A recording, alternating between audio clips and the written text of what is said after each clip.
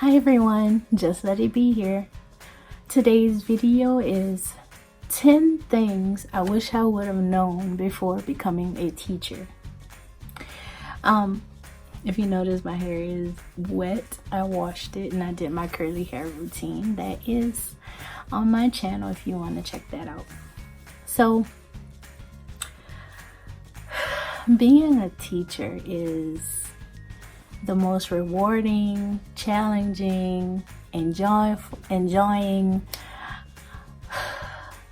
hard, everything you could think of, every adjective you could think of, that is being a teacher.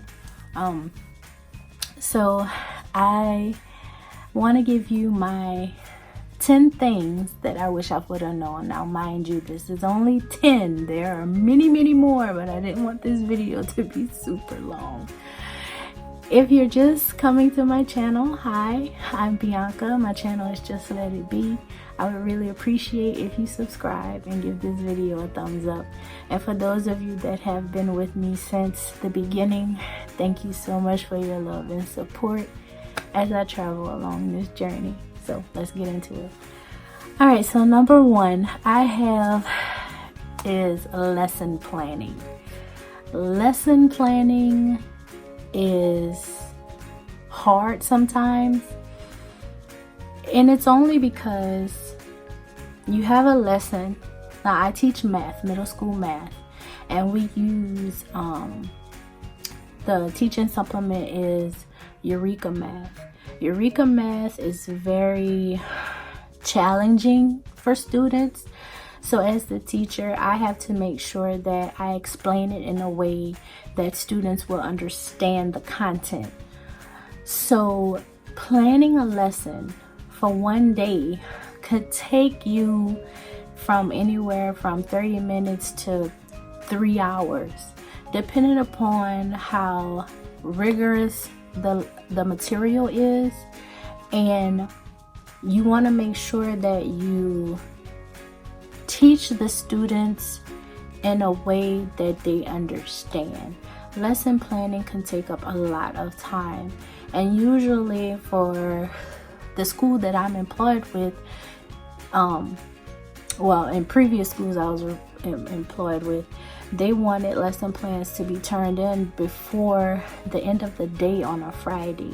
So just imagine 3 hours a day for 5 days for a lesson every day, sometimes more than one lesson, because what you don't know is if the lesson that you prepared for that day, if it went so well and students understood everything, you have to be prepared to move on to the next lesson. And you really have to plan.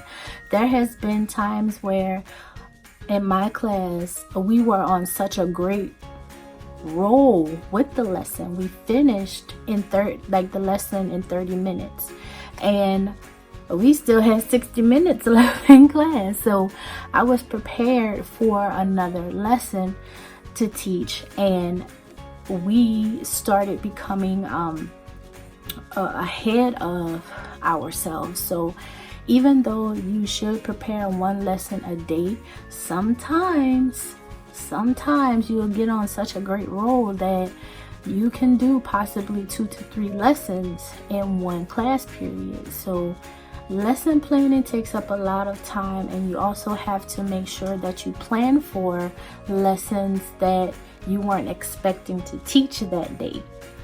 So it could go either way with planning lessons. So that takes up a lot of time, and you want to be prepared. You can't go in the classroom halfway ready. Students will see that, they know that you're not ready, and they will take advantage of that. So in my classroom, I am always ready with lessons. I remember one time in particular when the students finished the lesson in 30 minutes, and they said, we finished, so we used to have free time. Not in my classroom. Open your booklets to page 26. They was like, are you serious? Do I look like I'm clowning? And we moved on to the next lesson. And I think that students this goes into my next number 2, which is respect. Now, students and teachers, respect goes both ways. Now, students, on the first day of school, they come in and they're trying to get a feel for the teacher. And what kind of teacher am I going to have? Am I going to like this teacher? Is she a hard teacher? Blah, blah, blah.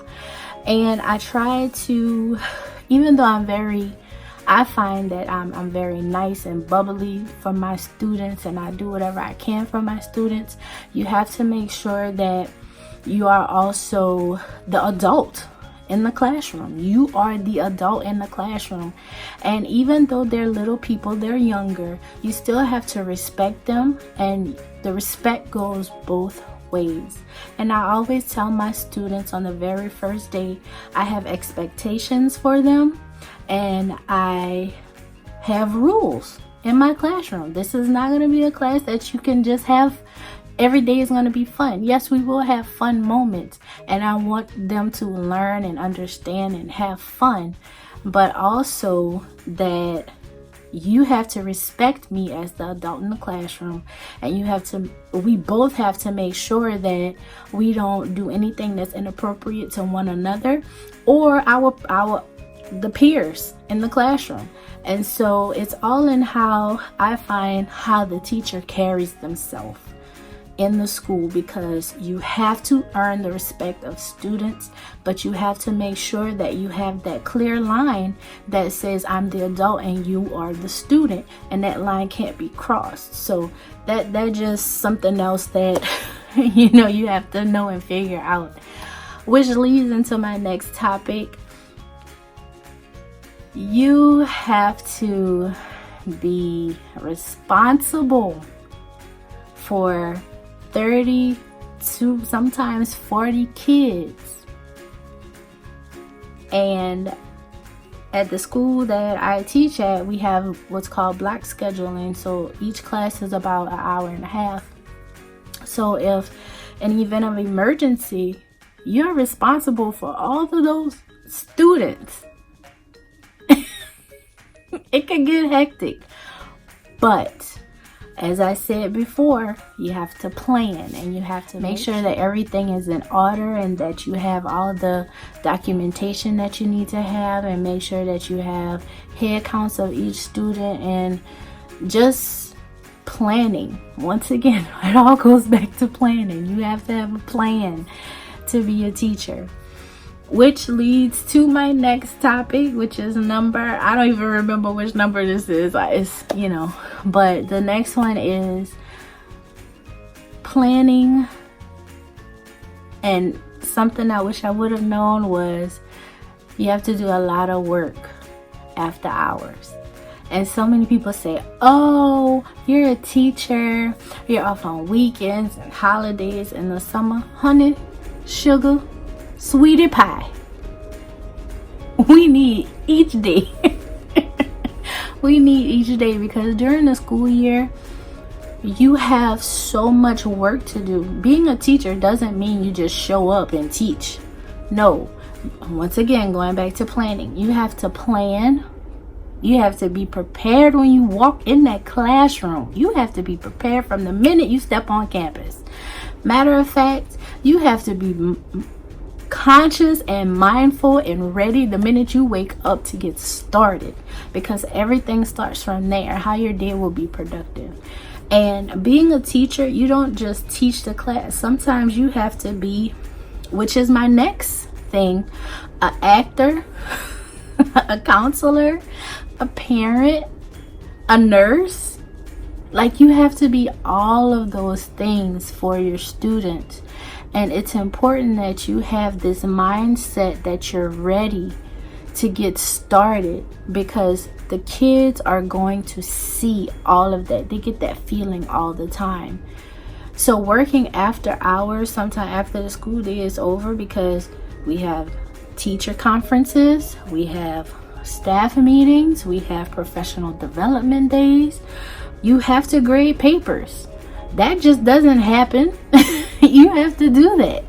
Sometimes during the day when you think you have a planning period, you actually have meetings to attend. You have those teacher conferences that you need to have. And you have kids that are coming in because they've missed a day of school and they need to make up a test, make up work.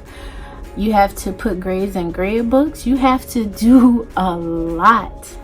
And that's what people don't see. Oh, they say, oh, you're a teacher, so you have time off. We need each day off that we get. And usually sometimes, like right now, we're gearing up to get started to go back. I have a meeting next week and I have 3 other meetings the following week, and our first official day back is going to be on August the 2nd. Prior to going back on the official day back, you have to get your classroom together. So it's so much work that goes into being a teacher, and doing a classroom, that takes hours. Just say days. It's not just here. You want to make sure, because your classroom is a reflection of you, essentially. The classroom, you'll spend more time there than you will at home during the school year. So you have to make sure that you're comfortable and that also your students are comfortable. So yeah, it's a lot. It's a lot of working outside of school time. And I touched on being an actor, and every day is something different, and you have to make sure that you're prepared.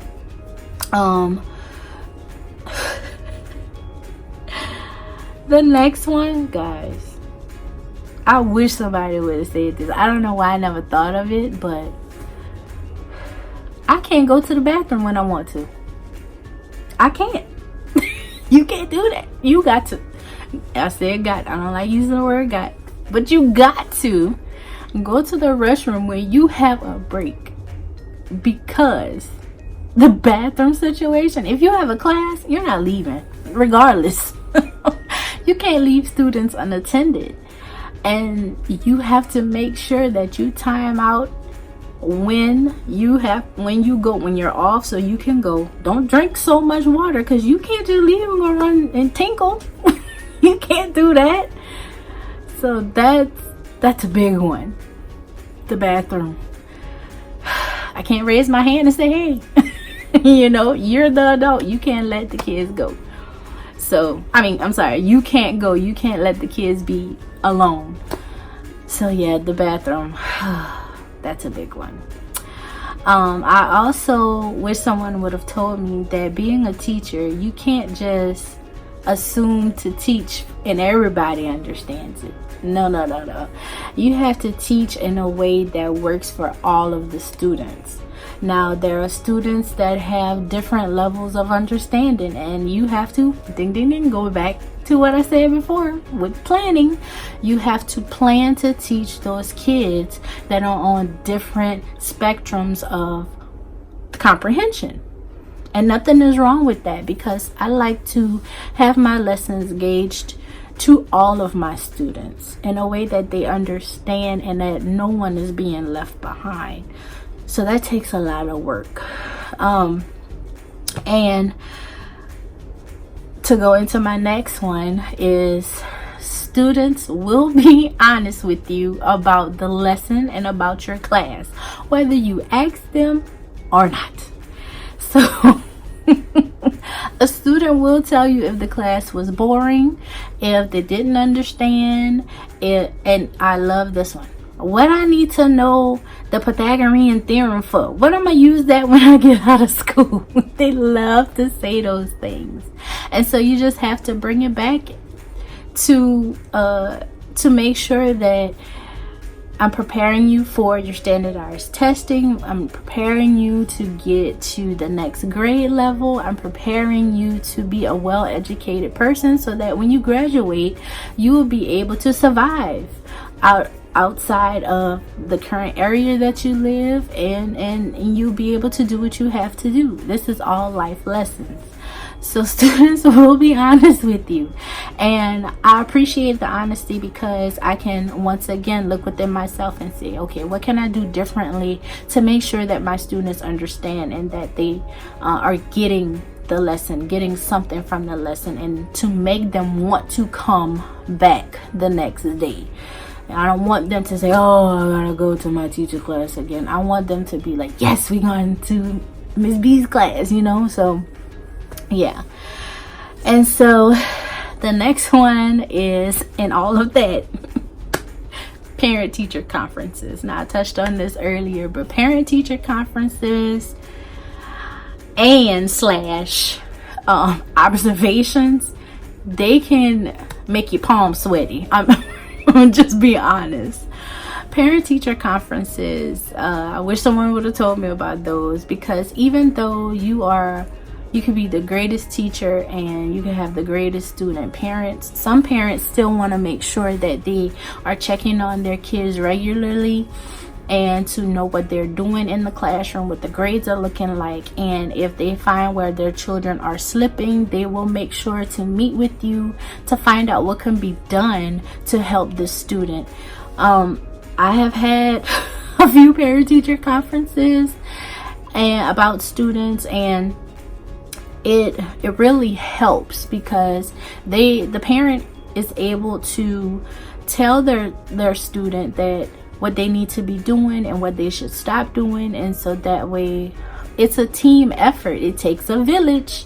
So it's a team effort to go ahead and get the information that the student may need, talk to the parent about the student, and see what kind of common ground or accommodations or extra help that we can do, tutoring, whatever, to help students.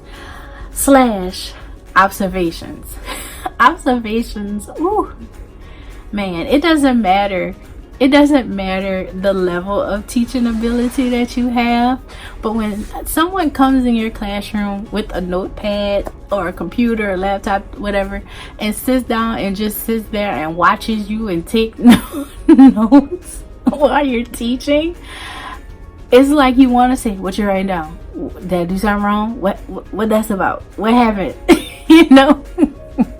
So it's like it can make you sweat, but I always find that I sometimes enjoy when they come in, because the observer can let me know if there's something that I need to improve on, to make sure that I am teaching to the best of my ability. So I've sort of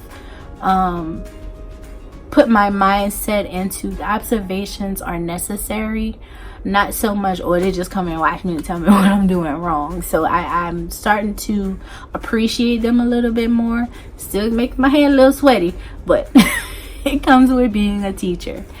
And I want to say my last thing of I wish I would have known was, if you have a bad day, don't let the students be aware of it. That, I feel, could jeopardize the respect that the students have for you, and they could sort of hold it against you. So you just have to be mindful of, if you're having a bad day, don't show it. And if a student has said or done something that contributed to having that bad day, don't hold it against them, because they may be having a bad day, and you being the adult in the situation, you have to make sure to separate the two and just tell the student, I'm sorry that you're having such a bad day. I'm going to work towards helping you, and hopefully tomorrow could be better. So never take it personally is what I'm saying. Don't take it personally, and just try to be a sympathetic ear, someone that they can talk to, because you never know what the kids are going through. And that's why I say, in addition to being an actor, you have to sometimes be a counselor, a parent, a friend, with students to help them. And at the end of the day, when you come back on the next day, start fresh, clean slate, and don't hold anything against anybody. And I wish I would have known all of those things before becoming a teacher. And I'm just, it's one of the most rewarding jobs there is. And you never know how many lives you touch until those kids graduate and they come back and see you and they say, oh, I'm so thankful that you were my teacher and that you were there for me. So yeah, it has its challenges, and even though we're not the best paid people in the world, you know, I think that we need teachers, and you always remember your favorite teacher. You can be in your 50s, 60s, or further older, but you will always remember your favorite teacher, or that teacher that just touched you in a way that nobody else did, to help you understand what you were doing, and just they were just there for you. So I want to dedicate this to all my teachers on this upcoming 2019-2020 school year. I'm going back to work. I took off a couple months after my husband passed away, and my husband and I, we worked in the same district. He was a bus driver for the same school that I worked at, and we saw the same students. So a lot of the students that I taught rode his bus. So yeah, it's a very sentimental place for me where I work. And it was a challenge to try to get myself back ready to go, but I feel like after all that I've gone through in the prayers and talking to God and getting my mind right and doing what I have to do with my son, I'm excited to go back. And we have a new principal this year, so yeah, I'm just taking it all in stride, and I just want to thank you all once again for your love and support, and for coming back and subscribing and liking my videos and joining me on this walk that I'm taking. So until next time, this is Just Let It Be, and I'll see you later. God bless. Bye.